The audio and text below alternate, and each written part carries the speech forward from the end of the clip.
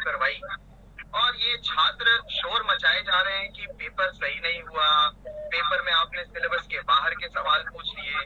भाई इन छात्रों को ये बात क्यों नहीं समझ में आती है? यूपीएससी की तैयारी करने का मतलब होता है under the sky, under the sun, मैं कुछ भी पूछ सकता हूँ। फिर ये लोग इतना शोर क्यों मचा? हमें इस बात से कोई आपत्ति नहीं है, आप जो चाहे हमसे पूछे, हम प्रत्येक परिस्थिति के लिए तैयार हैं। पर क्योंकि यह एक परीक्षा है और हर परीक्षा में कुछ नियम होते हैं, हमें आपत्ति नियमों के परिवर्तन बिना पूर्व सूचना के। आप हमें उर्दू पूछे, हम उर्दू पढ़ने को तैयार हैं। आप हमसे कहेंगे कि आप अरबी भाषा पढ़ के आई हो, उसी में यूपीएससी का मेंस लिखना है, ऑब्जेक्टिव परीक्षा अरबी में होंगी, हम अरबी में भी तैयार हैं। पर आप हमें सूचित करिए ना।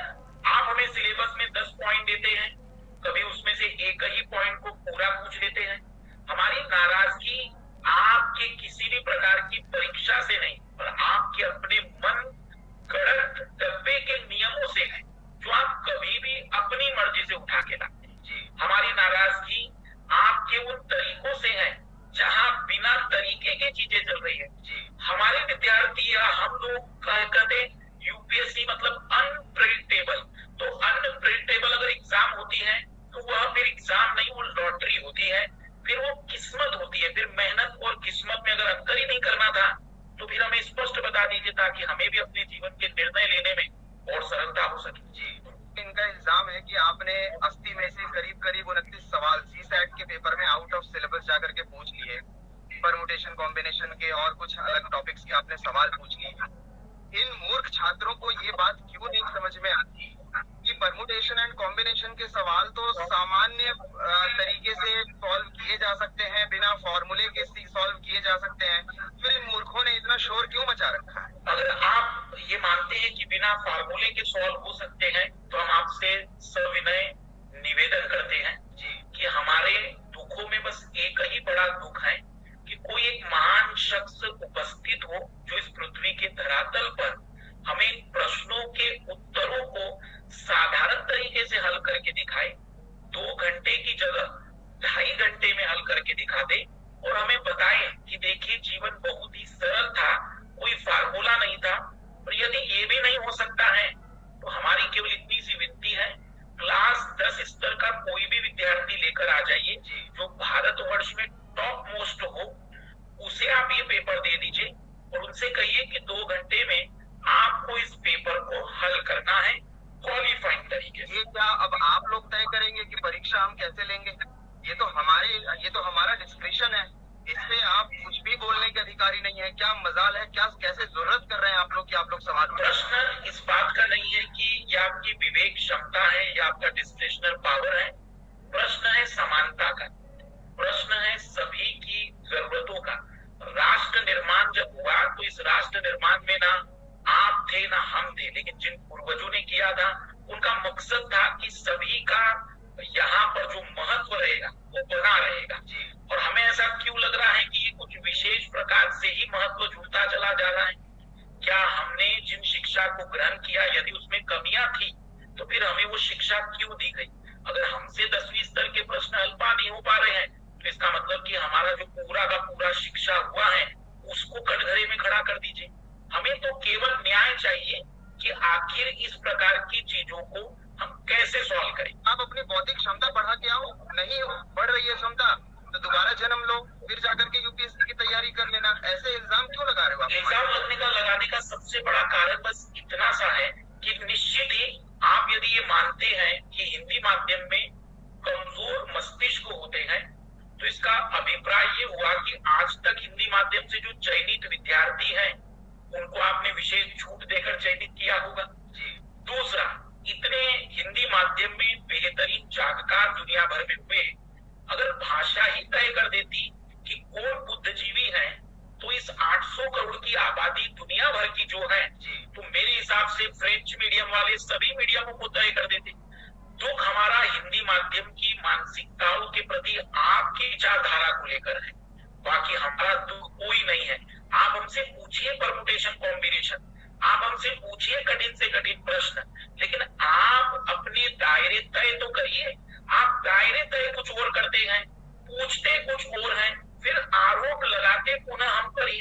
निर्णय सिंपल सा है, आप हमें स्पष्ट कर दीजिए दीजिए, आप जो कहेंगे हम वो फुलफिल करने को तैयार है, लेकिन शर्त बस इतनी सी है कि आप उन नियमों का पालन स्वयं भी करेंगे। ये तो ऐसा हो रहा है कि खेल भी आपका, नियम भी आपके और अंत में निर्णय भी आपका ही, तो ये तो प्राकृतिक नियम के खिलाफ ही हो गया ना पूरी तरह से। अब आप एक बात बताइए, एक ऐसी संस्था है हम जो कि संवैधानिक है, मान लीजिए 7-8 सवाल हम के उत्तर हमने गलत दे भी दिए, 14-15 नंबर का फर्क आ भी गया, कुछ विद्यार्थियों का वो वर्ष बर्बाद हो भी गया, हमने तो 6 अवसर दे रखे हैं, जनाब इतना शोर क्यों मचा रहे हैं? बात 6 अवसरों की नहीं है, और बात इस बारे में है 12 नंबर की बात, मतलब कोई साधारण बात नहीं। यहाँ आधे नंबर पर आप चयन रोक देते हैं।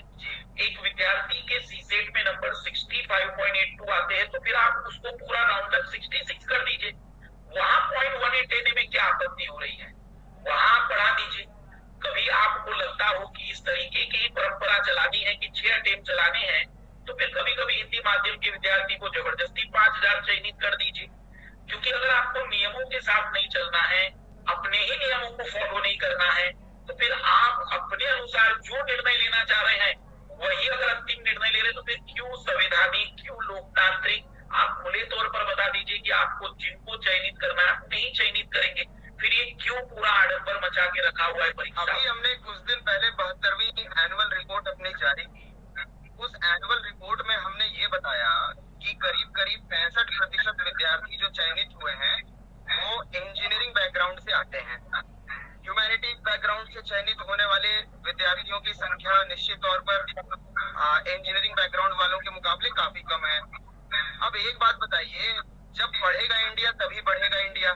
जो पढ़ रहा है उसका सिलेक्शन हो रहा है, हिंदी माध्यम वाले पढ़ ही नहीं रहे हैं, वो निकम्मे हैं और फिर शोर मचाते हैं कि उनका सिलेक्शन नहीं हो रहा है। इसका कारण है कि आपकी जो पहली स्टेज है उसी में आप पूरी तरह से चयन के मापदंड ही बदल दे रहे हैं। जब पहली स्टेज में ही आपका डिसीजन एक पर्टिकुलर विषय की ओर झुका होगा, तो हम अंतिम रूप से चयन की कैसे उम्मीद करेंगे? यदि इसके पहले 2010 की बात करें या इसके पहले की बात करें, तब भी हिंदी माध्यम ने बहुत अच्छे रिजल्ट दिए हैं। उसका सबसे बड़ा कारण होता था पहली स्टेज, जो प्रारंभिक परीक्षा है, जिसमें यदि आप एक तरफा विद्यार्थियों को केवल और केवल एक विषय के आधार पर हटा दे रहे हैं। क्यों?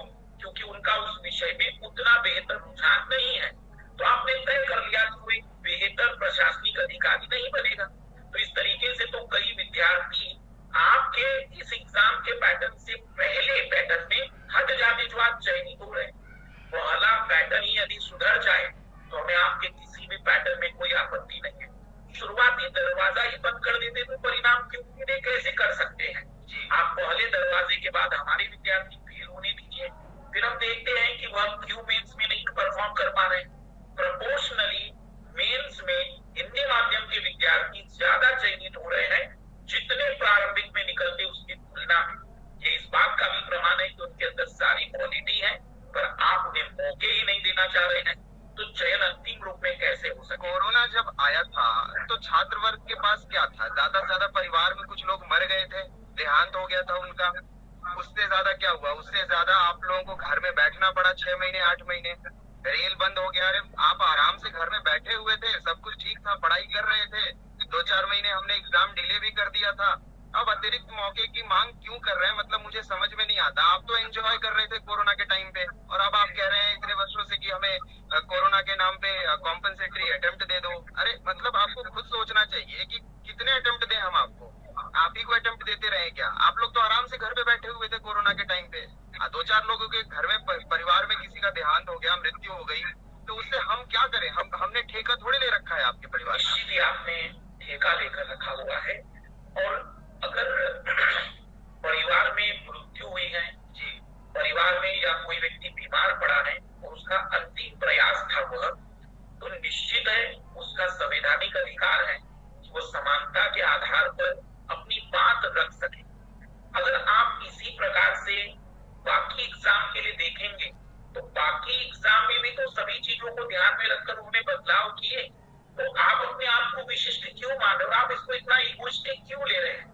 भाई हम आपके ही विद्यार्थी हैं, हम भी भारतीय हैं, आप भी भारतीय हैं, हम पर कोई उपनिवेशिक शासन तो नहीं चल रहा है। हम चाहते हैं पार्टिसिपेट कर कर प्रमाणित करना। यदि योग्यता नहीं हुई तो आप हमें असफल तब भी कर दीजिएगा, और आप योग्यता साबित करने का मौका भी ना दें और हमें पूरी तरह से असफल डिक्लेयर कर दे, तो ये तो खुद ही अन्याय का प्रमाण साबित कर रहा है। हमारी केवल विनती है कि आप हमें मौका दें। चयन नहीं चयन होना वो परीक्षा के मापदंड और आपके नियम जो डब्बे के बनते रहते हैं, पुनः